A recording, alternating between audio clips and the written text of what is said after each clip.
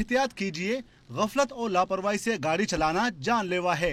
शहरियों को ट्रैफिक कवानीन की आगाही देता ये नौजवान मोहम्मद कासिम है, जिसे कराची की मातहत अदालत ने अनोखी सजा सुनाई है।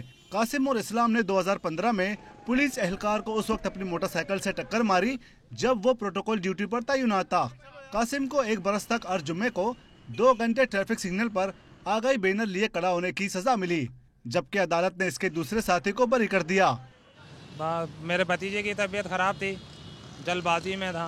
तबीयत खराब होने की बाद सूरत में रोड पे निकले, मगर पता नहीं था कि वीआईपी मूवमेंट लगी हुई थी। कासिम ने 1 माह से जायद की जेल काटी है। अदालत ने इस पर 50,000 रुपए जुर्माना भी आयद किया। तेज रफ्तारी के बाद कासिम का बाजू जख्मी हुआ और मुलाजिमत भी छूट गई। सजा पाने वाले शख्स का कहना था कि जुर्माना अदा करना इसके बस में नहीं, लिहाजा जुर्माने की सजा माफ की जाए। अदालत की जानिब से इस तरह की सजाएं कवानीन की खिलाफ वर्जी करने वालों के लिए भी सबक हैं।